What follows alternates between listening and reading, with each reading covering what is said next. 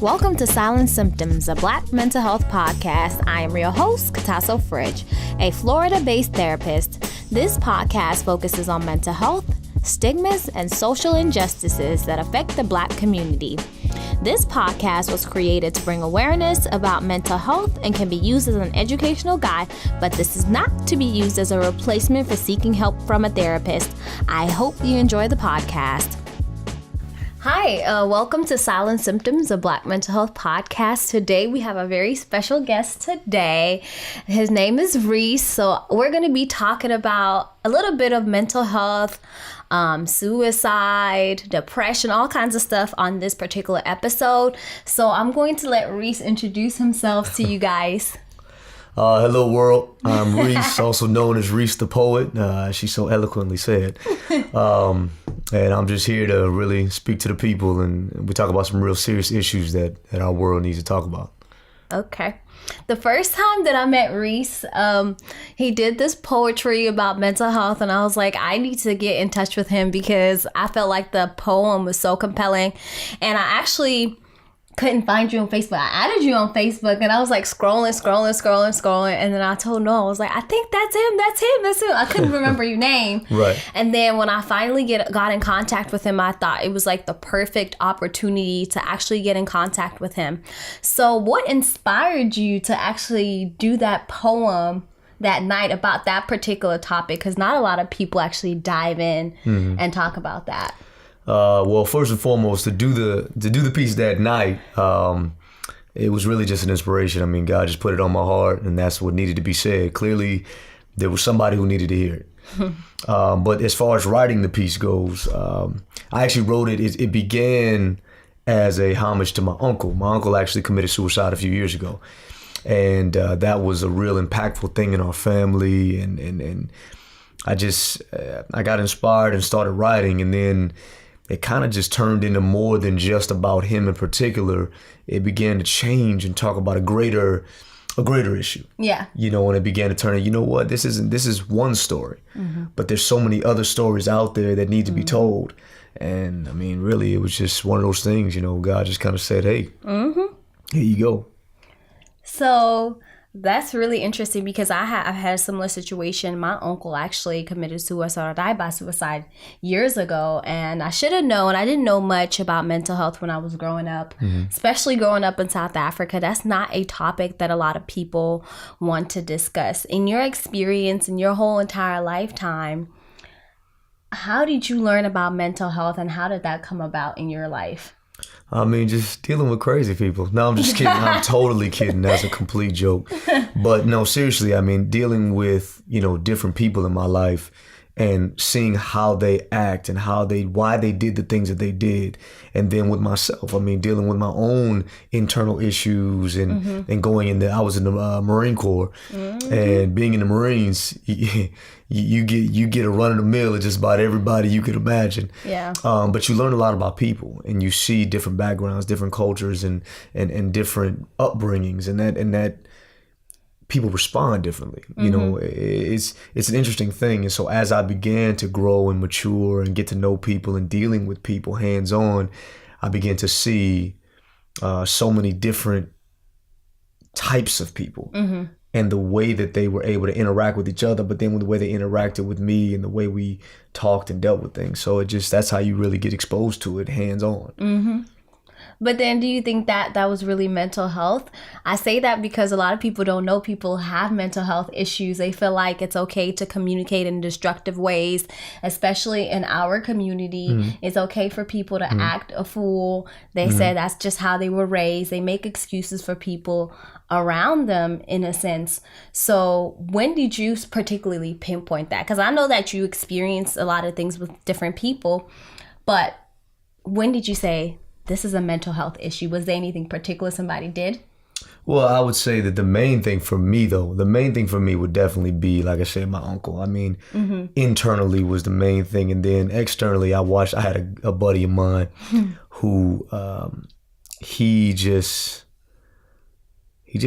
wasn't right. And we couldn't figure out why. Yeah. Like this guy, I mean, he just would snap for no reason. And we couldn't pinpoint. It's like, bro, like how did you go from here to here all of a sudden? Mm-hmm. Somebody, I mean, I'll never forget, we were out one day, you know, being young and doing our thing. And I remember there was a guy in there dressed up as like Santa Claus. Oh. And I mean, he was like, he's sitting there, we're laughing and joking. All of a sudden, he just stopped in the middle of eating. Oh. And went, I'm like, yo, what's up? Hey, bro. Santa Claus looking at me, dog. I'm finna hit him. What? Yeah. How did you go there? You know what I'm saying? And, you know, it's dealing with different things like that, and dealing with like my grandfather, who he would go back and forth to, we would call him the other guy. Oh, yeah. You know, and those type of things is what exposed me to something greater than just, okay, I was brought up wrong. Yeah. There's something else going on here. There's something deeper, you know, and so that's kind of what I would say. Yeah, especially like, you know, growing up and seeing those switches in personalities. And I also had to shift because when I got into the mental health field, a lot of people, like, I couldn't use the word bipolar. We used to use that word frivolously, and the word retarded.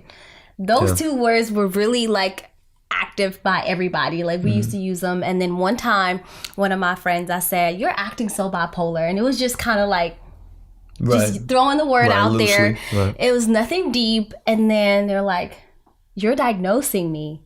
And I was like, wow, I need to take a totally different perspective on how I say things, because a lot of people may take it to heart, especially because of my profession. And that could, you know, cause somebody to be distraught or second guess themselves. And a lot of people, bipolar is really complex. So bipolar is not somebody just switching from being angry, upset. It's very, very hard to actually diagnose somebody with bipolar. So you work with kids. Have you seen, or have you had any of the kids express any type of suicidal mental health? I have. Working with youth is very interesting because there's so many layers you have to decipher between the mental health aspect and just the life aspect. I mean, I work with underprivileged and kids in poverty and all that kind of stuff, and you just see so many things that has been poured into them. Yeah, and that's what breeds a lot of things. I mean, I would and kind of commenting on what you said, I would dare to say that when we talk about mental health issues, I mean, anytime that your mind is not operating in the way that it's supposed to operate or it should operate, I would call that mental health. Yes, anytime absolutely. you've been put in a position where, I mean, that's PTSD. I mean, kids, it's not just veterans. I mean, PTSD can come from kids being in an environment that causes them to experience things they should never experience as a young child. Yeah, trauma. And now that causes you to think and act a certain way. And I actually believe, to me, I mean, I'm no expert, you know what I mean? No. I don't have a PhD or nothing, but to me, that is mental health, because you're absolutely. You're a child and you're operating on a level that you shouldn't even be exposed to. You're thinking about things that you shouldn't even be thinking about. Yeah. You're doing things that, like, I'm working beyond with them and I'm thinking, like, what planet are you from? You know, and that to me is that, I mean, that's what I see a lot. I see a lot of kids who are really broken from the gate, from the jump, and then they just kind of fall into the slop. Yeah. You know, and so that's what I see a lot of. Yeah. Yeah, especially with low income, because I actually work with different kids who are in foster care or they've been removed from the home because mom is not doing the right thing, exposed to drugs. And some of the kids are 11, 12 going to jail, because I try to think, I'm like, what was I doing at that particular age? I know I wasn't operating on that level or acting like a teenager at that specific point, but it's exposure to different environments, especially at an early age, does cause PTSD, and then they carry that on. Luckily, with people who have DCF in their life, they're able to get that assistance along the way. However, that trauma that they already experienced is kind of hard to remove. And then they have to be re-engaged in services at a certain age, and then as an adult. How do you try to help the kids? I know you say you're not a professional, but you do make an impact on their life, especially with the things that you try to do to assist them with. I speak life and truth into them. I mean, I think, and for anybody who's listening who works with kids, the reality is, and this is my personal opinion, I mean, they don't need more programming in a lot of ways. They need people to be real with them. They need people to care. They need people to say, hey, sit down and let me holler at you. Let's talk about what you got going on. Let's really get into the weeds of it and speak truth and speak life. Because I mean, you figure you're living in a generation with a lot of these kids, nothing they know is real. Nothing they know is real. They can't trust the news. They can't trust their friends. They can't trust the school system. They don't trust anything. They live on social media. None of that's real. They can't trust any of that. You know, we live in the catfish culture. Exactly. You know what I mean? Nothing you know is real. Nothing I see is real. The people I watch on TV is not real. But reality TV is not reality. You have an innate thing in your heart that knows what a parent should be. But then I see my parent isn't that. That's not real. Yeah. So now my family structure is not real. Now nothing in my world is real. I go to teachers who are supposed to be there to help and teach me, and they're sitting back and they're just like, whatever. They spend so much time dealing with behavior issues that they don't get to really get into the weeds of stuff. So if you're working with these kids and these youth, what do? I be as real as I can with them and just speak life and truth in them. Tell them, yeah, you're better than that. Like whenever kids used to do something that was off the chain, I didn't go to them, you know what I mean? I didn't go to them and be like, yo, what's the matter with you? Yeah, you sat down and talked to them. Yo, hey, so-and-so, you're better than that. We know. I know, you good. Okay, yeah, go ahead and they'll check continue that. On. I think kids respect that. They respect it more because if you treat them like they're broken, they'll continue to act broken. Yep. But if you treat them like you're not broken, you actually have purpose. Even when you're broken, you still have purpose. Exactly. Even when you've dealt with this, it doesn't matter where you come from. I still look at you as a strong, powerful, human being with purpose. There's a reason that you're still here. If you do that with them, and the reality is not all of them are going to take to it. And that's the sad part, but it's true. Not all of them are going to grab it. But it only takes that one. Exactly. It's not about, like I tell my staff, I used to say, it's not about saving everyone. It's about saving that one. Because that one can save another. Wow. That's powerful. And that's what it boils down to. I mean, that's just speak life, man. Speak truth into them. And don't sugarcoat stuff. I'm sorry. Don't sugarcoat it and try to be all like, well, just come on and, don't do that. Don't keep do it that. real and be firm in your stance. Because like they say, real recognizes real. And a lot of these kids, they can see right through you. They can see if you really care about them or if you don't. Right. They know the teachers that really care. Yeah. They know absolutely. The staff and the parents and the mentors. They know the ones that really care about them. They know the ones that are just doing it because that's what they're supposed to do. Yeah. They know the difference, even if you're a really good actor. Yeah. They know, they can see through that. So. And a lot of them do say, like, especially in my field, it's like, oh, you guys are just doing it for the paycheck, because when they come into that cycle of foster care, caseworker after caseworker, therapist after therapist, they can't figure out what's genuine and what's not. Right. And it's been really difficult. I was looking on social media, speaking of that. One lady posted one of the responses one of her kids had to a question that she posed in the class. It basically was, I wish my teacher knew this. And the kid responded by writing, I wish my teacher knew that, how smart the bad kids are. Most people don't know that some of that stuff that they're going through, attention-seeking behavior, because they probably don't get that at home. They're seeking that attention from the classmates, somebody to love them, somebody to care about them. It's very complex, especially we tend to say kids don't have any feelings. We discount the feelings, especially in the Black community. Just be seen, not heard. You're too young to have feelings. You ain't got no stress. You ain't got no problem. Why are you stressed out? There's nothing to stress about. And a lot of kids have a lot to stress about. There's bullying out here, the pressure of social media. That's why it's so important to limit the amount of social media kids have these days, because of the exposure. And they learn a lot of things from other people. And the key is also to be present as a parent, trying to figure out what your kid really needs, because if you're not teaching them, the teachers probably aren't teaching them, because they have so much to deal with. So starts at the house. It does start at home, and then your kids do have an opinion. And I also like the fact that everybody in this world needs a mental health day, especially working and having vacation. some kids have certain things that they're going through internally, and when it's minimized at home, that's when kids start harming themselves or having these feelings of depression or things that they don't understand. I like to hone on this. If you don't pay attention to your kids, somebody else will. And on top of that, somebody else will be teaching your kids stuff that you don't want them to be exposed to. And look for signs of distress. If your kid is acting different, 9 times out of 10, there's something going on. The behavior they display is not because they just want to be bad today. There's something going on.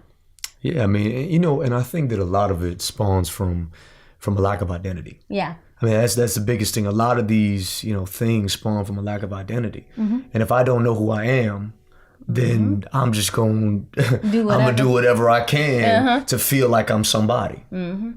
If I can get some attention is better than no attention. I remember I had a kid that I had a little girl that used to do that.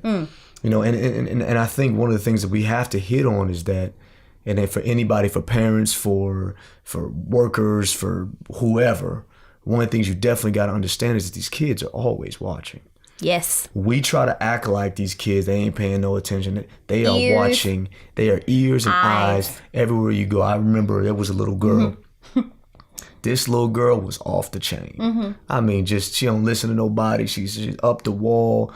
Her and her brothers, they are out there. They are something else, you know. But there was a certain draw that I had to them. Yeah. And I was like, man, something about these kids, man. I don't know what it is. You find out their background is off the chain. You know, You can't blame them. Right. But the thing that really got me the most was there was this little girl, and I remember I used to always come to her and be like, hey, how you doing? Hey. And she would look at me, kind of turn her head, but then she would always want to come and be by me. And I'd be like, what you doing? Nothing. Yeah. And I'd be like, oh, you know you need to go to class. Oh. Yeah. And then she would, make a face and she'd run off. Yeah. And one of the things that I noticed, I remember one day she always wanted to fight somebody. Always wanted to fight. Fighting everybody, fighting everything. And oh, by the way, she ain't number 6. Oh. You know what I'm saying? And all she wants to do is fight all the time. And I remember she walked up, she was mad at something. And she had a little fist ball, And I walked up to her, I said, hey, what you mad about? She didn't want to say it. I said, well, first of all, I didn't do nothing to you. So go ahead and unball them little fists. Yep. I put my little hand in there and unball them little fists. And she, put her hands and opened them up. I said, now let me see that smile I've been waiting on. And she tried not to, but then she smiled. It's happening. All right, now we good, and we were able to kind of talk it out. And I remember later on, probably maybe an hour later, she had gone to class. I went to go, and my teenagers were acting off the chain in like the cafeteria. And I'm like, oh, here we go. Now I got to go bring out Marine Corps, ladies, here we go. So I go in there, and it was so funny. She happened to be in the restroom coming out right by the cafeteria. Yeah. I walked in, I kind of did one of these to prepare myself to go in here and deal with these big children bouncing all over the place. And I had my fist ball. Oh, God. This little girl walked up to me, and she goes, unball those little fists. And stuck her little hand. I'm standing there. She comes up. I didn't even see her. She comes up behind me. Unball your fist. And I look. Exactly. You ain't finna hit nobody. And so she put, and I was like, you know what? You're right. Yeah. And it gave me perspective. It showed me that no matter how far gone you think these kids are, they're all the way there. They're all the way there. They're paying attention to everything, and they know who cares and the impression that you make. And you never know. So those little issues that they may have, absolutely, they can be. Those are minuscule to the. They're minuscule to the greater cause, and if you continue to be consistent, and speak life into them and truth into them, mental health and all those things can be brought up. Yeah. Depression can be broken by dependency, by somebody who's dependable. There you go. Dependency, I think you said. But anyways, by somebody who's dependable. If I can depend on you, somebody I care for you, just knowing that someone cares about me. That makes a world of a difference. I think most kids say that. Yeah, if I knew somebody cared. And like I said, that's why I ain't no expert, mentorship, big brother, big sister, those things are very Boys important. and Girls Club, all that stuff. All man, that. yeah. And that's why funding for those things is super important, because if we don't have anybody to look up to, there's nothing to really keep going, because at home I don't have that. So if I'm coming to school and Mr. Reese is there, then I'm going to go ahead and act right, and then whatever you're teaching to that person, they're going to pass it on to their friends or their brothers. If they try to act up, she's going to go ahead and pass on that message. So that ain't always that great. But no, but yeah, I mean, but that's the point. It's the ups, it's the highs and the lows, it's the ups and the downs. And I mean, and I think that even when you're dealing with, and kind of getting back around to what we're talking about, when you're dealing with the mental health and you're dealing with the depression and you're dealing with the suicide and the insecurities and all these things, a lot of that comes from they're like I said, I like to think that they're gateways. Yeah. The insecurity of not having consistency and knowing who I am opens the door to other things. It opens the door to depression, because now I'm falling short in my mind of everything around me. Wow. I don't know who I am. I've got no foundation. Like I say, a house built on sand cannot stand. It gets blown away. Yep. And so if not open that door, depression sits outside, waiting like a cold breeze, and it sits back and it waits for the opening. It's like what it says, the devil is like a roaring lion, searching for whom he may devour. Yep. He's searching for who's got that window open, who's got that door open. And these kids don't have any foundation, so therefore they're not just window open, they're just sitting outside in the woods. And that wolf sits back and does this, and depression seeps in. You're all by yourself. There you go. You're Nobody alone. cares about your Nobody cares. It starts to whisper in your ear, you know, you're not good enough. See, look, you can't do what they do. You're not, they don't like you. You know what I'm saying? You thought they were your friend. You can't trust them. Yeah. You can't even trust your mama. You can't even trust your dad. You're broke. You ain't got no money. You can't do it. So then they start to hear these things. You don't look like what's on Instagram. You don't look like what's on Facebook. You don't look like that. You don't have that. The false reality. The false reality builds up, and then it goes from there, and the suicide tensions come in. You know what? Matter of fact, why are you even here? Yeah. Why even? Nobody's gonna miss you. Right. Nobody's gonna miss you. Why you even try? And that's the part I think that hurts the most, because more than 10,000 people, I think, don't wake up every day. Yeah. But you do. Not to y'all. Yeah. You do. Whoever, you were chosen. You for whatever reason, you are still here. And there's somebody out there there's someone out there who needs what you have. Exactly. And I stress that to anybody. I tell that to you. I say that to everybody, camera guy, everybody in the back. I say, let me tell you, if I could tell y'all anything else, your life is worth so much more. And there is someone, if you're struggling with depression or suicide and all stuff, I've been there, I know. I couldn't tell you how many times I straddled the line between salvation and suicide. And that's real. Yeah. And a lot of Christians don't want to talk about that, and we get all, I've been there. They afraid. And because it's a sign of weakness. I don't want to show, my faith. And my faith is too weak. Yeah, and the reality is that we're imperfect people in an imperfect world. In an imperfect system dealing with imperfect things. So therefore, your emotional control is imperfect until you're being perfected. And so therefore, if you have an issue, you find yourself in that situation where you're like, man, I just don't feel it today. I'm feeling not right today. Yeah. Guess what? That's just called being imperfect. You're not broken. You're just imperfect. Your spirit is alive and it's well and it's good, but your body is corrupted. It's imperfect. There. Your mind is imperfect. And so therefore, that's why we need a perfect God. Yep. And that's so. Anyway, and the flesh is weak. So right, the spirit is willing. Remember, the spirit is willing, but the flesh is weak. I want to do this. God has put this in my heart, but I don't think I'm good enough. Oh.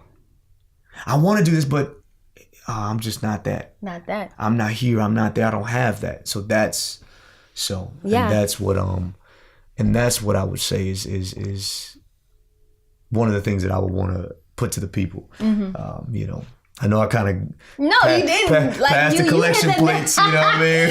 You hit the nail on the head. So Reese was talking about a very important topic, because I always talk about how you could still have faith and still get help for your mental health. A lot of people feel like that's impossible, especially people who have faith. They feel like if you go to a therapist, you're less of a Christian or your faith is weak. What is your take on that? I do not subscribe to that. Okay. I think a lot of that. That's good to know.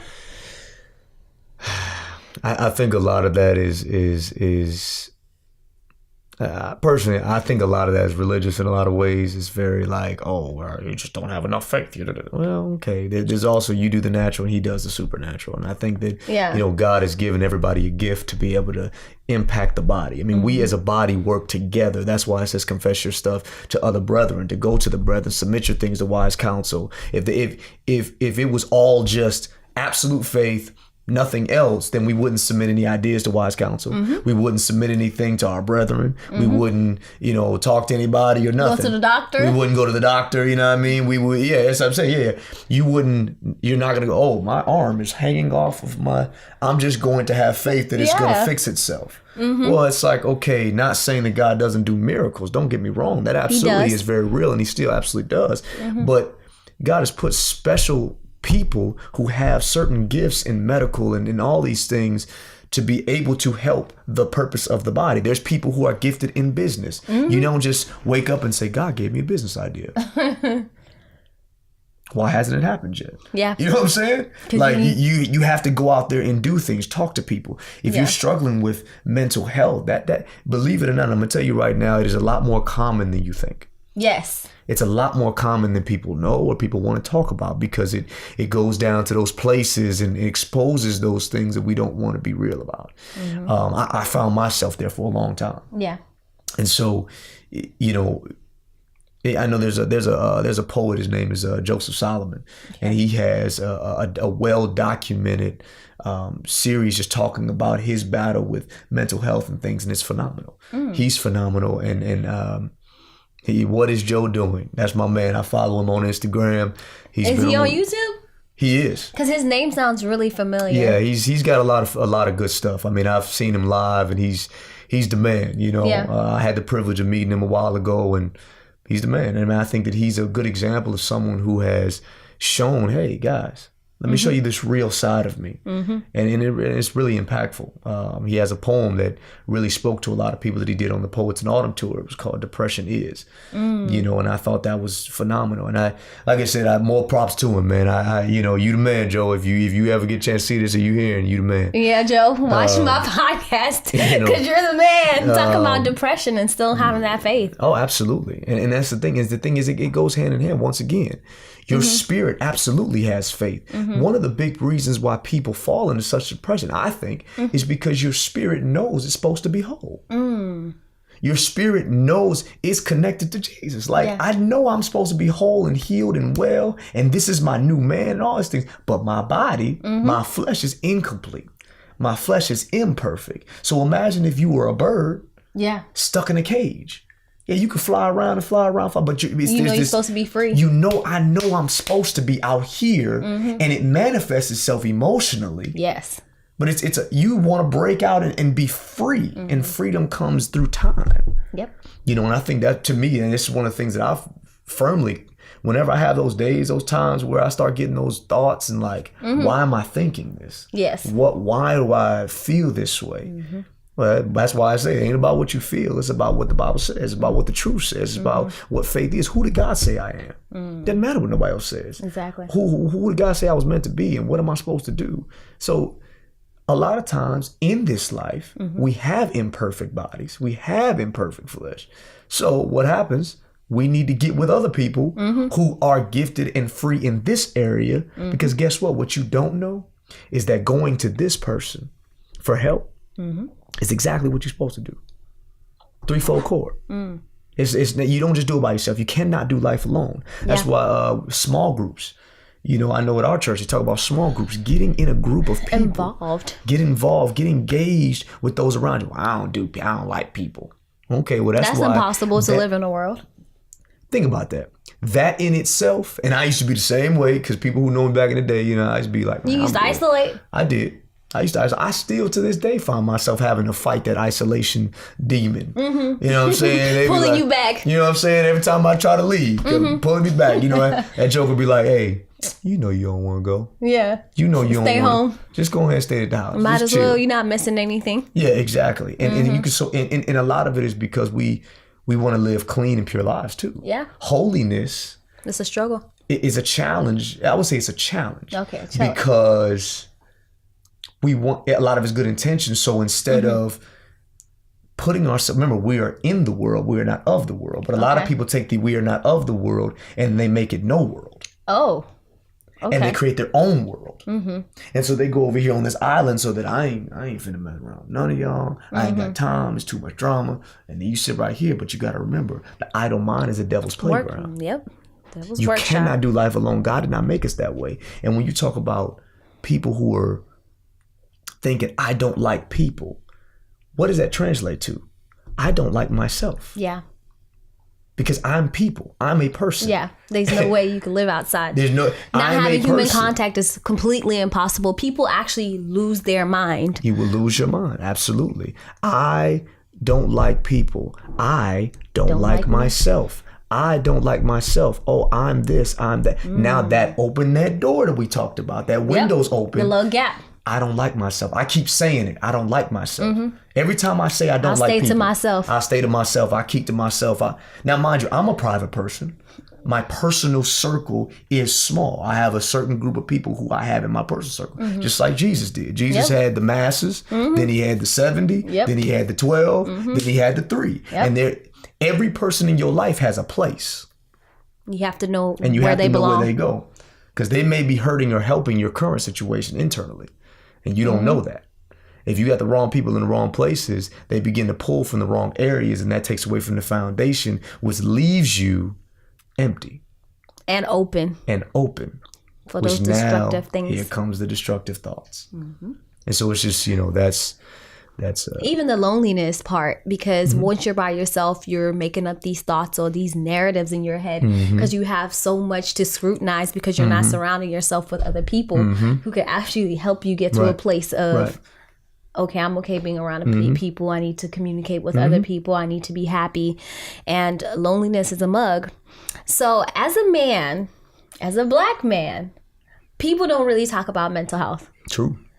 This conversation, mental health, started being a big thing about, I think, a year ago.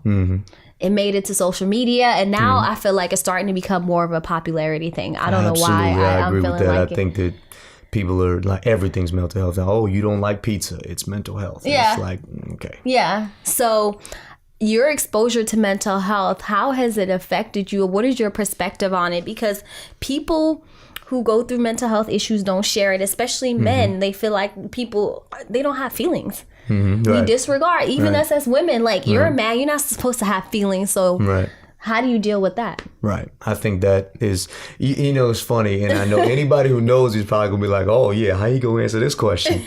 Because for many years, I was that guy. I was feelings. An absolute robot. Oh, hardcore. Oh yeah. I was that guy to a T. I was... What? Yeah. I mean, I was like that all the time. I mean, anybody, you guys, young lady that I spent some time with a while, she used to accuse me of being a robot all the time. Oh yeah.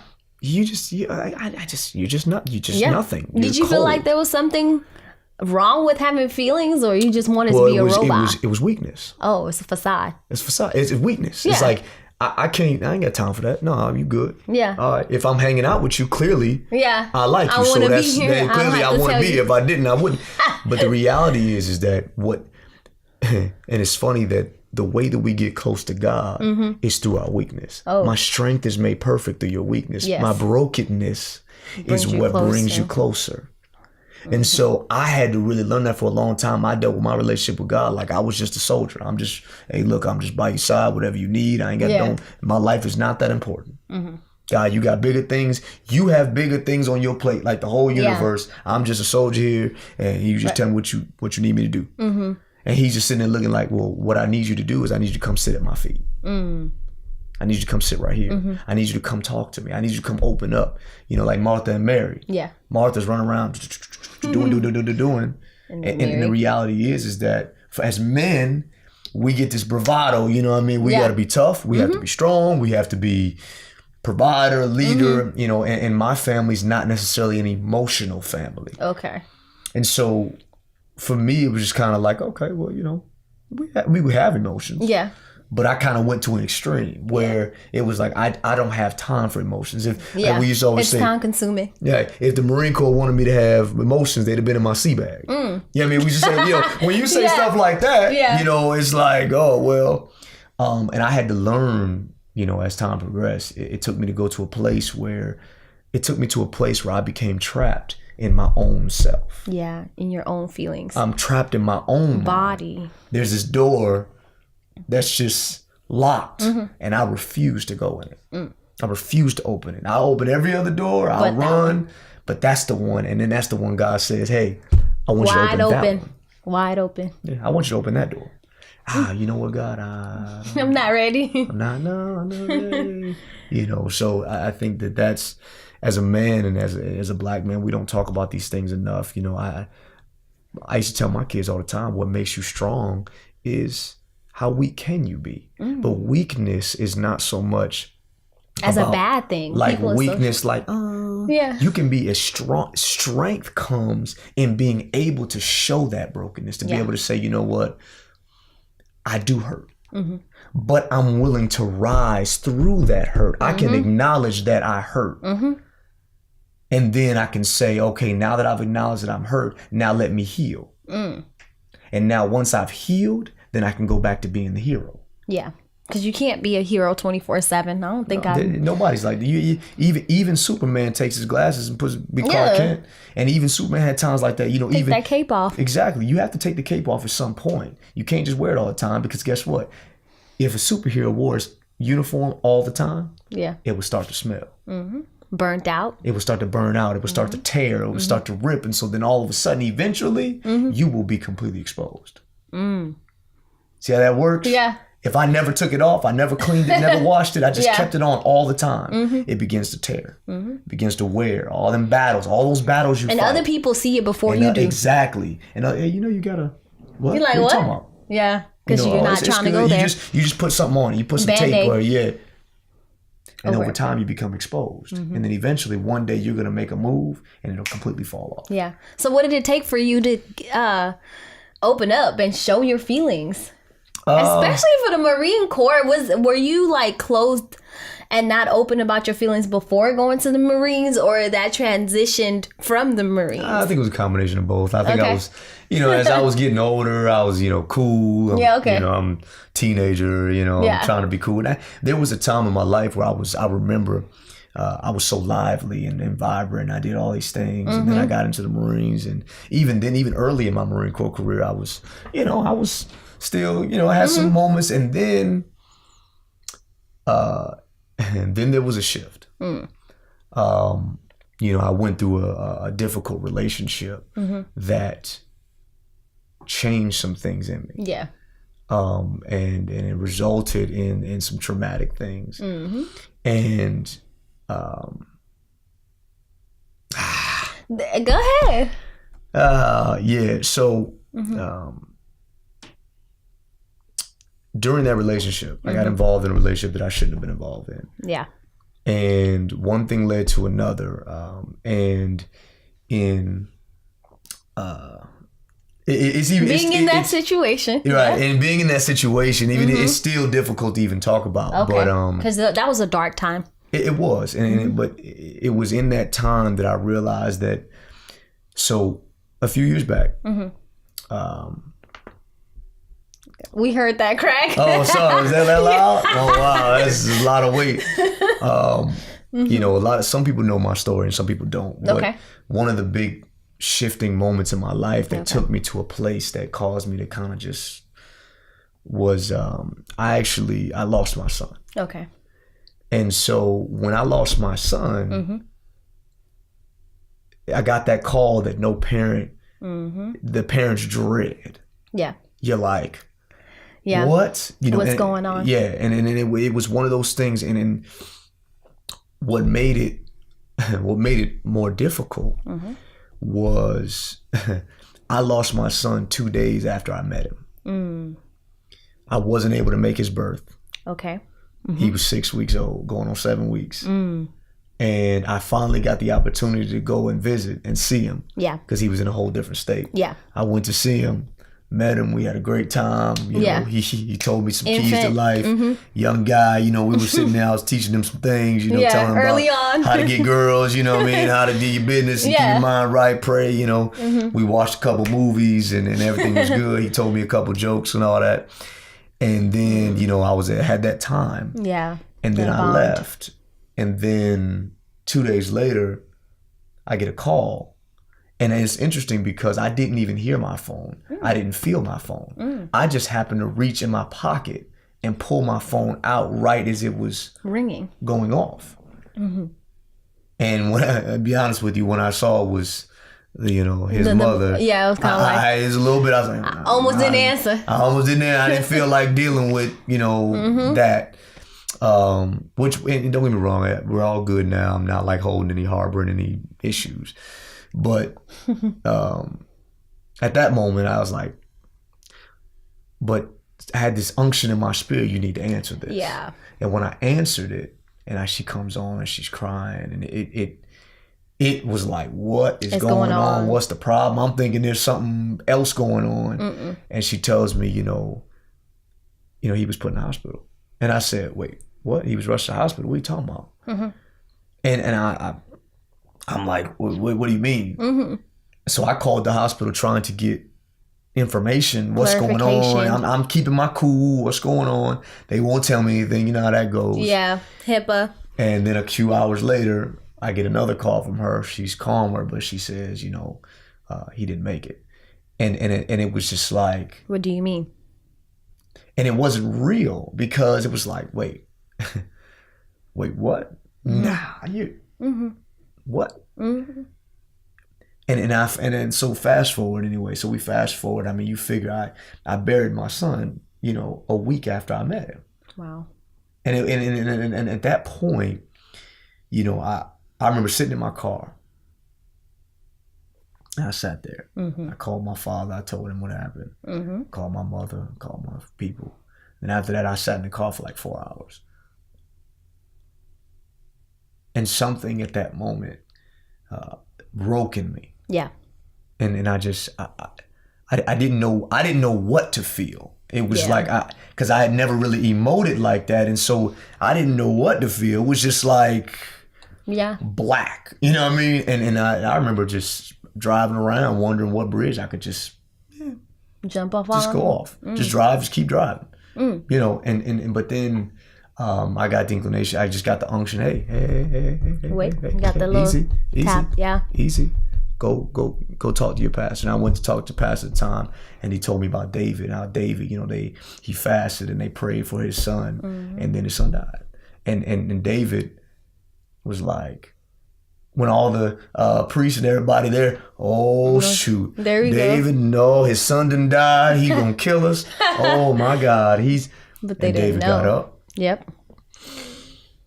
Dealt with it. Took that deep breath. He got dressed. He washed himself. He got dressed. He shaved, got cleaned up, and he sat down and he had dinner. And it did something in me and said, you know, you're still here. Yep. You may not understand all the things and why things happen the way they do. You don't understand all the outcomes and the ends, the highs and the lows.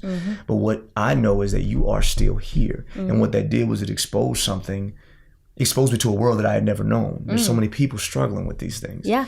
And then, unfortunately, though, kind of drifting off, but back to the mental health aspect of it, though, is when that happened, I took a turn, and I became so unwilling to open myself up ever again. Oh, to feelings. To feel. Yeah. Because I just need to be mission focused. I need to be purpose oriented, mission focused. Yeah. I ain't got time for no feelings. You need the armor of protection. Yeah. Because you felt penetrated at the time. Exactly. I put up these walls and said, well, look, I felt so much shame and guilt for making the decision in the first place. Okay. And I almost felt guilty for what happened to my son because if I had never gone here, then this would have never happened. Oh, so you went down. So I'm like, you know what? I went down this road. I went down a whole other rabbit hole to where I was like, you know what, man? I say, look, I ain't got time. I just need to be focused on this. And from that day forward, all my life went. Yeah, you needed to come back from that. Exactly. All the darkness, it said, you know what? I'm good. I'm straight. Focus. Absolutely. That's it. And that's where the life went. And so for years, I spent a lot of years just as a kind of a robot, like. That's it. You know, and just it really took God. It really took me getting on the face, getting before God. Yeah. And just saying, I can't really live like this. I can't live like this. I'm a stone. I'm gonna turn into I'm gonna shrivel up and people won't know who you are. Yeah, you know, and the real who am I? Yeah. And I think to this day I'm still piecing this thing together. I'm still finding things in me like, what do I used to enjoy? I used to enjoy doing this. I used to enjoy doing that. What happened? What happened to me? You know, and so that I think, and I know I just did a whole nother sermon. My apologies, people. No, this is actually great because next week I'm actually doing an episode on infant and pregnancy loss. So, well, funny how that works out. Yeah, so I'm going to be talking about that because it's more common than people think. Yeah, absolutely. Those things actually do happen at a higher rate than what people want to discuss, especially during pregnancy. And then when you give birth, especially during the first couple of weeks, those are the most vulnerable moments of, you know, a situation. So you lose a piece of you. And that's where the depression comes in, because you lose a piece of you. There's a part of you that has gone for, like, there's it feels like a whole chunk of you has just been removed, and now you're living incomplete. Wow. And that's something that I don't wish that on my worst enemy. Yeah. Because when you're like, it just feels like you're just, you know, it's like the zombies, like they're missing a piece. It's like that. It for those who don't daily? Know, it's one of the things you just wake up and I mean you don't forget. Yeah. But you live in this constant state of just what if or what? Now I will say I think that if it wasn't, I'm so glad that I have a family that prays for me. Okay. I have a family that prays for me and laid me in the foundation of the word as I came up. And even though I drifted off and went prodigal son style, I cannot stress how much it made an impact, because even though I had emotionally and physically this piece that was missing just because of the whole situation, I had failed everyone by getting involved with this woman. I had, you know, I felt like I shamed everybody in the world, you know, because I made this mistake and then this happens. And so now I done this and lost that. And I'm just pieces of just chunks gone. Yeah. But although my flesh and my emotions were gone, I had a spiritual peace to continue to fight. Yeah. Because these wounds will heal. I can heal these wounds, but you're going to have to let me walk you through this. And I had a family that prayed, that I really believe kept me strong in that. So I know many of you all may not believe what I believe, but I can tell you what I know. I can only tell you my testimony, what I've experienced. And so that's most definitely. I feel like everybody's perspective is always important. And a lot of people are not going to believe the same thing or do the same things, but what you have been sharing is so compelling. And thank you so much for trying to make a difference and coming here and featuring on my podcast, because I really like what you have to say, and I look forward to collaborating in the future and hearing your poetry and making a difference. So how can people reach you to learn more about your poetry and what you're doing out here in the community?